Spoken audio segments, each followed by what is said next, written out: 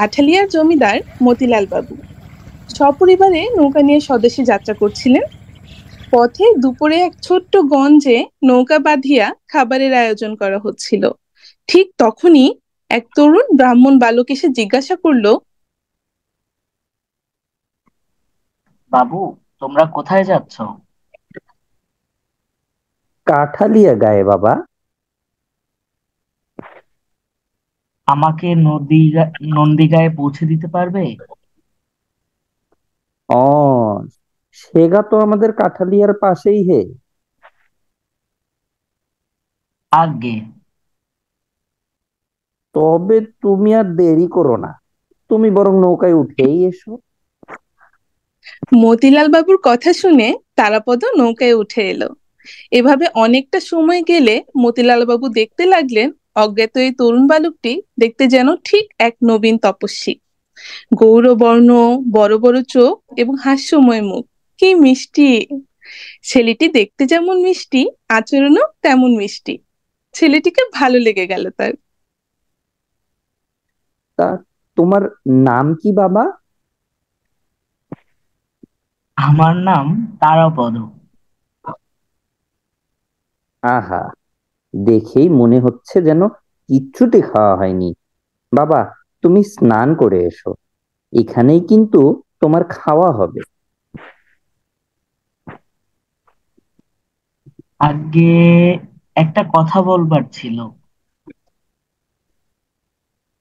কি ব্যাপার, বলো তো বাবা। তোমার কি এখানে কোনো অসুবিধা হচ্ছে? অসুবিধে হলে নিঃসংকোচে বলতে পারো কিন্তু। আগে না না, এমা ছি ছি, সেসব কিছুই না। বলছিলাম যে হাতের কাছে কোনো কাজ না পেলে যে আমার ভালো লাগে না। বলছিলাম যে আমি রান্না করলে আপনাদের কি আপত্তি আছে? সে কি, আপত্তি থাকবে কেন? তা করো না বাছা, তোমার যদি ইচ্ছে করে তুমি করো। তারাপদ রান্না করতে চলে গেলে মতিলাল বাবু আর তার স্ত্রী নিভৃতে কথা বলছেন। অন্নপূর্ণা, গিন্নি, এই ছেলেটি কিন্তু চমৎকার কাজ করছে। তুমি একদম ঠিক বলেছো গো। আমার কিন্তু ছেলেটিকে বেশ লেগেছে। খাবার সময় টুকটাক কথা হচ্ছে। সে সে কি বাবা, তুমি যে কিছুই খাচ্ছ না? আরেকটা মাছ নাও না। ওই মুড়িঘন্টটা কিন্তু বেশ হয়েছে, তোমাকে দিচ্ছি, দাঁড়াও। না না মা, আপনি মিছিমিছি এত কষ্ট করবেন না। ও মা, কষ্ট কেন করতে হবে? ছেলেকে খাওয়াতে বুঝি মায়ের কষ্ট হয়? ছি ছি মা, তা কেন হতে যাবে? আসলে মা, আমি স্বল্পহারী, পথে পথেই তো ঘুরে বেড়াই। যখন যেটা সামনে পাই তাই দিয়েই চলে যায়। এখন এত খেতে খেয়ে সে অভ্যাস যে মাটি করতে চাই না।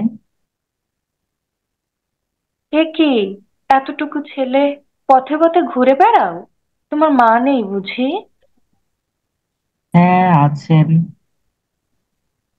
তাহলে কেন তুমি বাড়ি ছেড়ে চলে আসলে? তার তো আরো 4টি ছেলে এবং 3টি মেয়ে আছে। ওমা, সে কি কথা! 5টি আঙুল আছে বলে কি একটা আঙুল ত্যাগ করা যায়? কোনো মা কি তা পারে? আসলে মা, কিংবা ভাই বোনেরা সবাই আমায় খুব ভালোবাসতো, কিন্তু মা যে আমায় ডাকে। মায়ের জন্য মন কেমন করে বুঝি? তবে এভাবে ঘুরে ঘুরে না কাটালেই তো পারো। হ্যাঁ, মায়ের জন্য মন কেমন করলেই তো ছুটতে চলে যেতে পারি মায়ের কাছে। কিন্তু সেখানেও বেশি দিন যে আমার মন টেকে না। মনকে তো আর বাঁধা যায় না মা। এ না হয় বুঝলো, তবে তোমার কি করা হয়? ওই, কখনো গানের দল, কখনো যাত্রা দল, কখনো জিমন্যাস্টিকের দল নিয়ে পড়ে থাকে তোমার এই খ্যাপা ছেলে। এর মধ্যে থালায় অনেকটুকু খাবার রেখে তারাপদ উঠে পড়তে উদ্যত হলো। কে কি, উঠে যাচ্ছ যে? কিছুই তো খেলে না। দাঁড়াও, নিতাইকে বলে দুধ আর সন্দেশ এনে দিক। নিতাই, নিতাই, নিতাইটা যে কোথায় গেল দেখেছো? ডাকলে এদের কাউকে খুঁজে পাওয়া যায় না। না মা, আর কেন, অনেক খেয়েছি। অমনিতেও দুধ আমার ভালো লাগে না। অন্নপূর্ণার মাতৃহৃদয় খুব সহজেই তারাপদকে আপন করে নিল। এভাবেই দিন কাটতে লাগলো।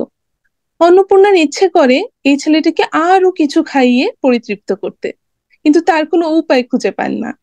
আর এদিকে তারাপদ রান্না করা, বাজার করা, মাঝিদের সাহায্য করা, এই সবের মধ্যে দিয়ে যেন সকলের আরো আপন হয়ে উঠলো।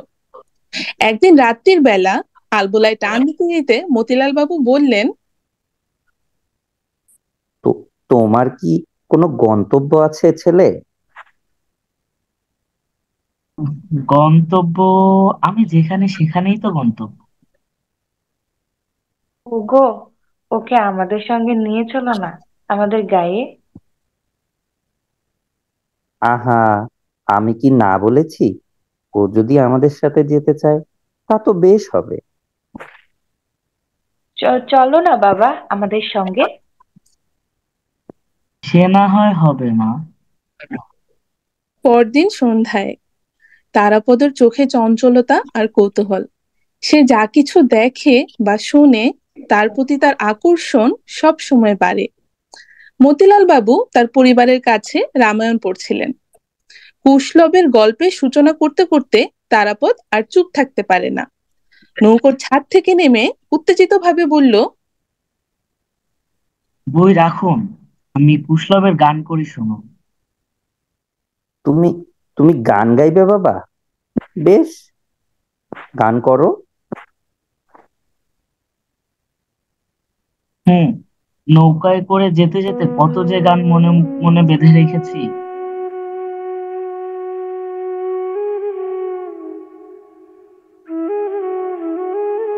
মতিলাল বাবু বললেন,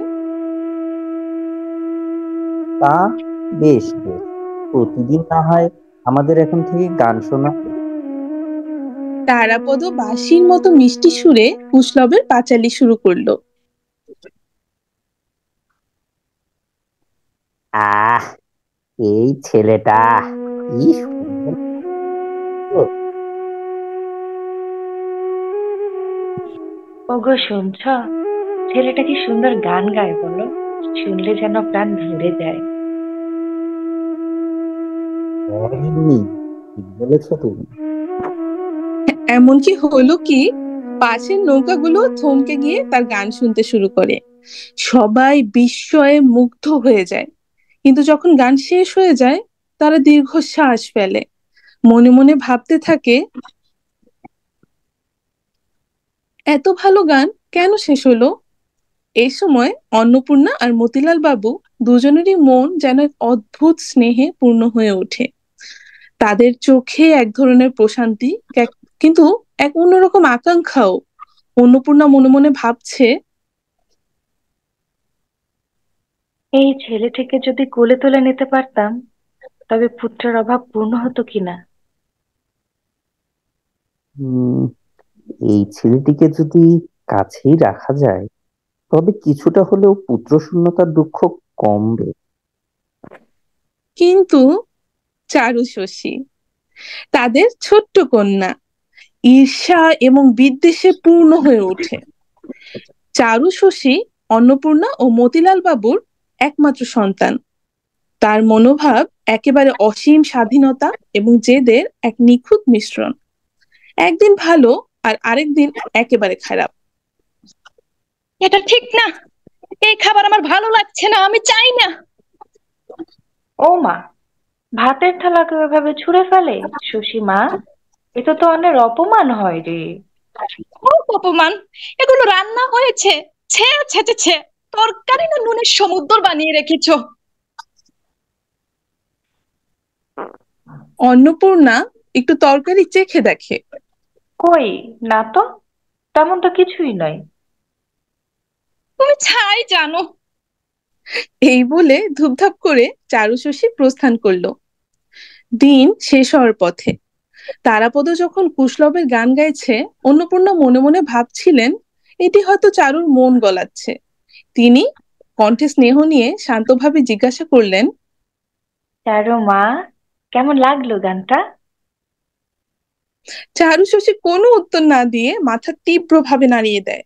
তার মুখে কোনো প্রশংসা নেই, শুধু বিরক্তি এবং রাগ। এভাবে তারাপদর প্রতি ঘৃণার আগুন আরো বেড়ে যায় তার। অন্নপূর্ণা তার সামনে আর তারাপদর প্রতি কোনো স্নেহ প্রকাশ করতে সাহস পান না। সেদিন সন্ধ্যার পর অন্নপূর্ণা এবং মতিলাল বাবু বাইরে বসেছিলেন। তারাপদ গান শুরু করেছিল। নদীর তীরে এক অদ্ভুত স্নিগ্ধতা ছড়িয়ে যাচ্ছিল। এমন সময় চারুশশী পিছন থেকে এসে অস্থির হয়ে বলে, মা, তোমরা কি গোল করছো? আমার ঘুম হচ্ছে না। কে কে রে? ভর সন্ধেবেলা এখন কি ঘুমোবে? এখানে বস, দেখ তারাপদ কি সুন্দর গান ধরেছে। গান না, ছাই ধরেছে। মা গো, তুমি ওকে বলো এসব চেঁচামেচি বন্ধ করতে, আমার মাথা ধরেছে। সে কি, গান পছন্দ হয়নি বুঝি? তবে এই গানটা শোনো। থাক থাক, যেই না বাদরের মতো গলা, আর গান গাইতে হবে না। তবে একটা বাঁশির সুর শুনবে? থাক বাপু, তোমার কিচ্ছুটি করতে হবে না কো। এই বলে তারা চারুশশী গটগট করে চলে গেল। তবে একদিন যখন তারাপদ নদীতে স্নান করতে নামলো, গৌরবর্ণ স্নিগ্ধ শরীর নিয়ে তরুণ জলদেবতার মতো সে শোভা পাচ্ছিল। তখন চারুশশী তার দিকে তাকিয়ে থাকে।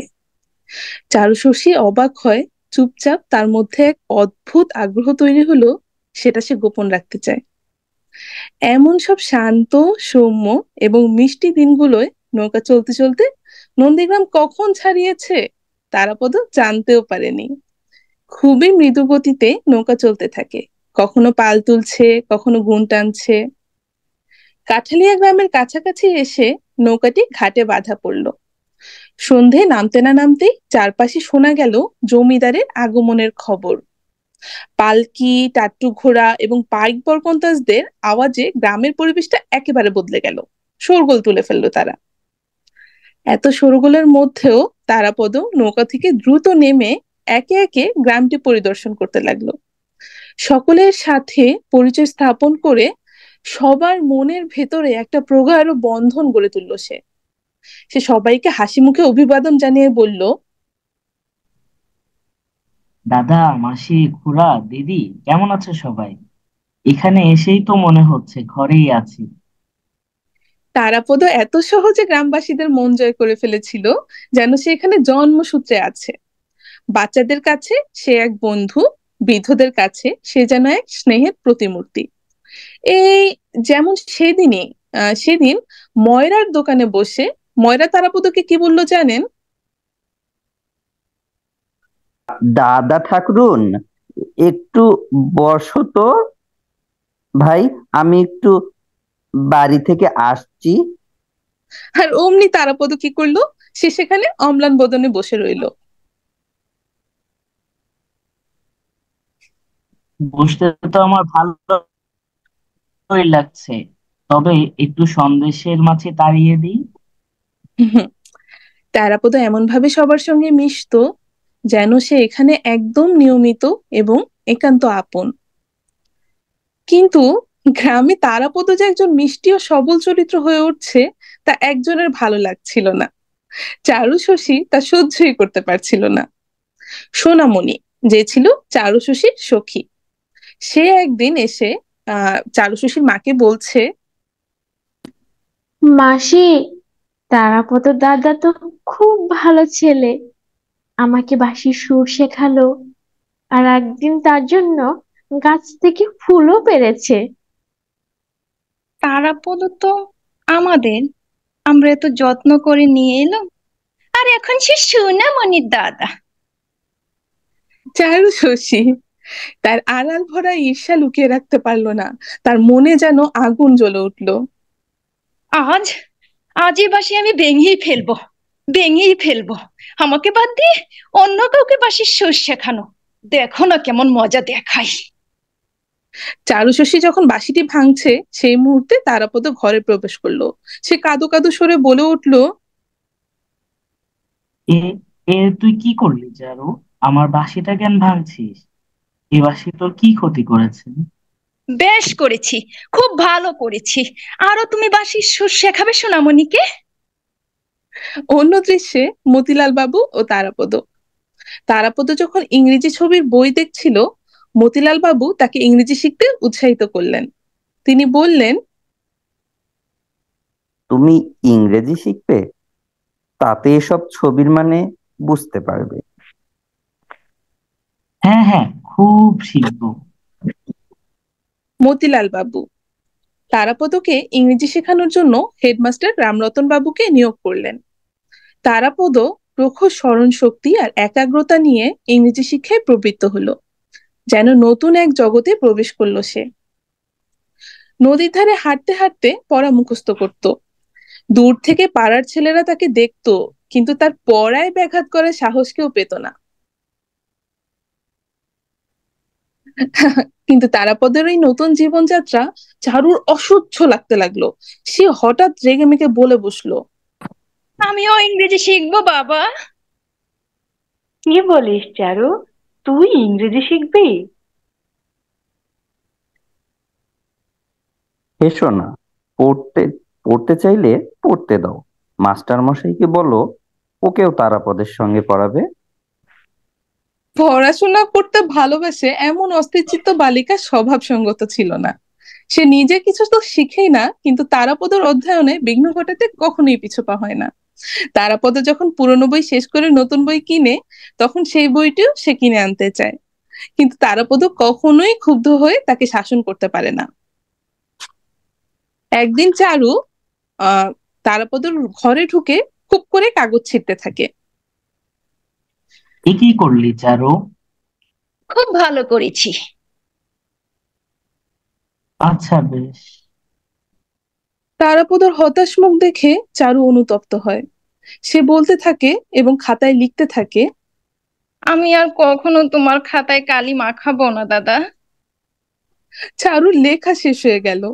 তারাপদ হেসে উঠল, কিন্তু চারু এত দুঃখ পেল যে সে ঘর থেকে ছুটে চলে গেল।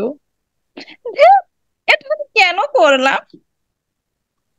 তারাপদ হাসির মধ্যেও অবাক হয়ে দেখলো চারুর ছুটে যাওয়া, কিন্তু তার হৃদয়ে কোনো ঘোরপেট ছিল না। সে ভাবতো এসব কিছুই খুবই সাধারণ, হতেই তো পারে। একদিন তারাপদ তার ঘরে বসে গুনগুন করে পড়ছে।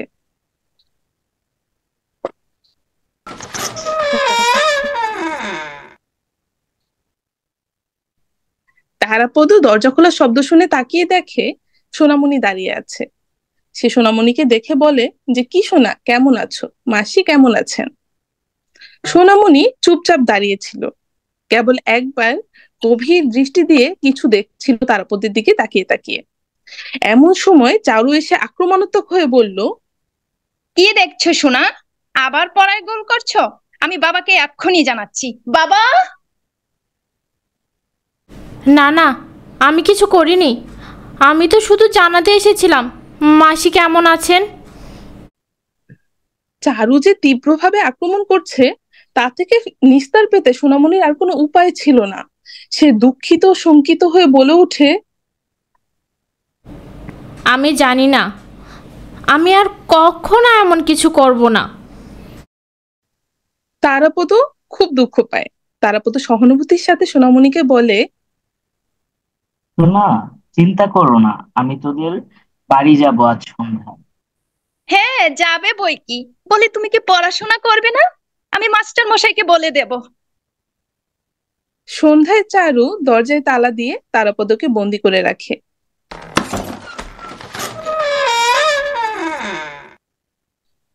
তোমার দরজা বন্ধ, তুমি আজ আর বের হতে পারবে না। সোনাদের বাড়ি আরো যাবে তুমি? সেদিন তারাপদ রেগে গিয়ে কিচ্ছু বলল না, কিন্তু খাওয়া ফেলে উঠে চলে গেল। দাদা, দাদা তুমি খাও, আমি আর কিচ্ছুটি করব না গো। তুমি শুধু বলো, তুমি খাবে তো? তারাপদ শেষে আর না পেরে শান্ত মুখে খেতে বসলো। তার হৃদয়ে কোনো তিক্ততা ছিল না। এই সমস্ত গোলমাল, ঝড় এবং অশ্রু শেষ পর্যন্ত কোথাও না কোথাও শান্তির দিকে গড়িয়ে যেত। অন্যদিকে চারুর শশীর বিয়ের কথা ভাবছেন মতিলাল বাবু।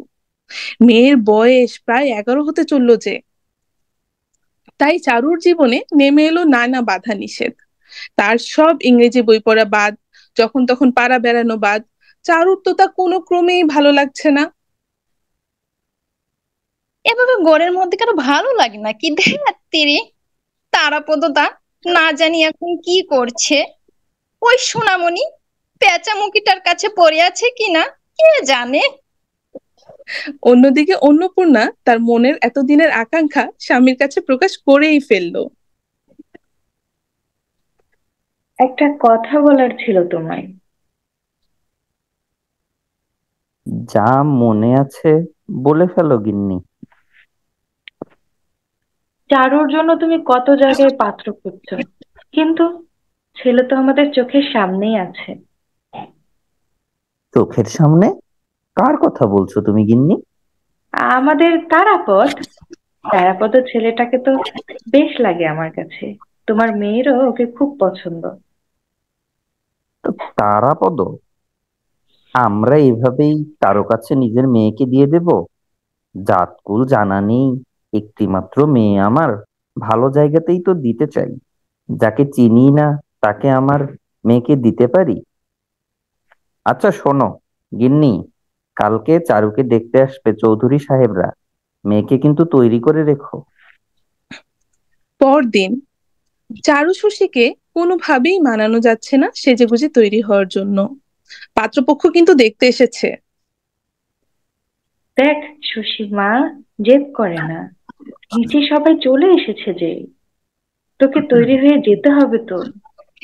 আমি আমি যাব না বলেছি, যখন যাব না যাব না যাব না।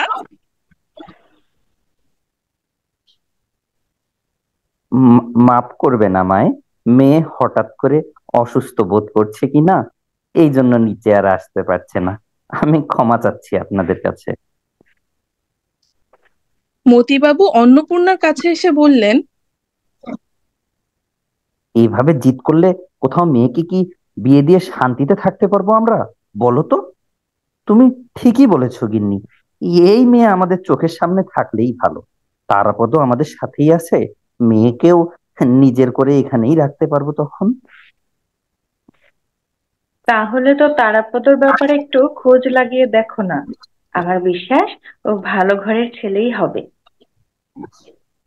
হ্যাঁ হ্যাঁ গিন্নি, তুমি ঠিক বলেছো, সংবাদ সন্ধানে লোক পাঠাতে হবে। সংবাদ সন্ধান করে জানা গেল তারাপদ ভালো বংশের, তবে গরিব ঘরের ছেলে। এতে আপত্তি ছিল না কারো। তারাপদর পরিবারে বিয়ের আর্জি পাঠানো হলো। তারাও খুশি মনে তাতে রাজি হয়ে গেলেন। আসার ব্যবস্থা করা হচ্ছিল। ওইদিকে তারাপদ একদিন বাঁশি বাজায় নদীর ধারে বসে। সেখানে এক পাশে চারু শশী আর আরেক পাশে বসে আছে সোনামণি। তারা বিমুগ্ধ নয়নে তা অবলোকন করে শুনে এবং মুগ্ধ হয়। চারু শশী শুনতে শুনতে কোথায় যেন হারিয়ে গেল। কতবার ভেবেছিলু আপনা ভুলিয়া, তোমার চরণে দেব হৃদয় খুলিয়া। চরণে ধরিয়া তব কহিব প্রকাশী, গোপনে তোমারে সখা কত ভালোবাসি। চারু শশী হঠাৎ করে ঘোর কেটে যায়। সে তাকালো সোনামণির দিকে, কিন্তু সোনামণি কেন মুগ্ধ নয়নে তারাপদের দিকে তাকাবে? কি হে সোনা, তোর কি কাম কাজ নেই কোনো? কখন থেকে হা করে তাকিয়ে বাঁশি বাজানো দেখছিস? না মানে দাদাবাবু কি সুন্দর বাজায় না গো, বলো। তাই না? খুব ভালো বাজায়, একদম মন ভরে যায় তোর না। দাঁড়া দেখাচ্ছি মজা রে। এ বাঁশি আমি আর রাখবো না। এই বলেই চারু শশী বাঁশিটা নিয়ে ভেঙে চুরে দিয়ে চলে গেল। এত কিছুর পরেও তারাপদ শুধু হাসে, বকেও না, রাগও হয় না। সে হয়তো জানে কেন এমন করছে চারু। একদিন কিরে শশী, পাত্রপক্ষের সামনে গিয়েছিলি সেদিন? আরে না, আমি তো নিচেই নামিনি রে।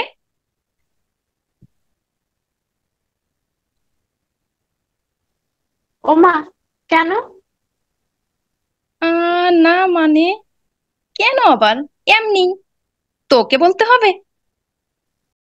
ও, বুঝেছি। কেন তাহলে মনিববাবু তারাপদ দাদাবাবুর গ্রামের খোঁজে গিয়েছিল। ওই বুকারামের বাসায়? কেন? ইস, কিচ্ছুটি বুঝিস না তাই না? এই তুই যাবি? চারদিকের আকাশে তখন নবমেঘের ঘন ঘটা। নদীতে অনেক পানি এসেছে, সাথে এসেছে অনেক অনেক বিদেশি নৌকো। বিদেশি মাঝিদের সঙ্গীতে মুখরিত হচ্ছে নদীর ধার। এ যেন সেই আগের সময়গুলোতে ফিরে এনে যাচ্ছে তারাপদকে। সে তো এমনই এক মানুষ, কিভাবে 2 বছর টানা এক জায়গাতে মন ধরে রেখেছিল সে। নিজেও অবাক হয় আর ভাবে, আমি কি এখানের মানুষ, নাকি ওই নৌকাতে করে দেশ বিদেশে নানা জাত, নানা গান, নানা সংস্কৃতির সাথে নিজেকে মিলিয়ে ফেলা সেই ছাড়া বেয়ারা এক মানুষ। এদিকে নৌকোয় করে তারাপদর দাদা ও মা আসেন। তাদেরকে বিয়ে উপলক্ষে নিয়ে এসেছেন মতিলাল বাবু। ও হ্যাঁ, এই শ্রাবণ মাসেরই এক শুভ তিথিতে আমাদের তারাপদ ও চারুশশীর বিয়ে ঠিক হয়েছে। তারাপদর মা বলছেন, আপনাদের মতো ভালো মানুষদের কাছে এতদিন তারা ছিল জেনে অনেক স্বস্তি পেলাম গো। তারাপদকে একবার ডেকে দেবেন? নিশ্চয়। এই মনিব মশাই, তারাপদকে ডেকে আনুন তো। নায়েব মশাই কানে কানে এসে বললেন, ও কর্তা বাবু, তারাপদ দাদা বাবুকে তো খুঁজে পাওয়া যাচ্ছে না গো কোথাও। কোথায় যে চলে গেল। সে কি রে, ঠিক করে খুঁজেছিস? অনেক খুঁজেছি গো, আমি তো খুঁজে পাচ্ছি না। দরজার আড়াল থেকে কিশোরী চারুশশী সব খেয়াল করলো। সে তখন পাগল প্রায়। দৌড়ে গিয়ে অন্নপূর্ণার কাছে গিয়ে বলে উঠলো,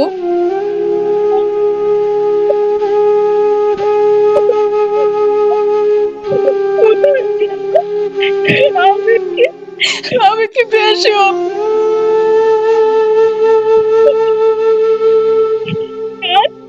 আমি আর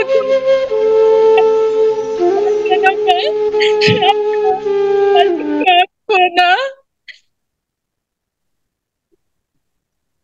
অন্নপূর্ণা বললেন, পাগলামি করিস না শশী, শান্ত হ, শান্ত হ মা। না মা, আমি জানি আমি যে ফাঁসি পেয়ে গেছি না, এজন্যই ও এমন করছে, আমাকে শাস্তি দিচ্ছে তাই না মা? ওকে বলো না মা চলে আসতে, ওকে বলো না মা, বলো না। এইভাবে চারুশশী মূর্ছা গেল। তারাপদ ফিরে না, ফেরা ধর্ম যে তার না। তারাপদ একদিন অন্ধকার রাতের মতো নিঃশব্দে সবার হৃদয় চুরি করে চলে গেল এক নতুন পৃথিবীর সন্ধানে।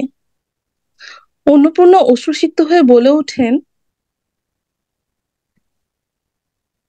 তাহলে তারাপদ আমাদের থেকে বিদায় নিল?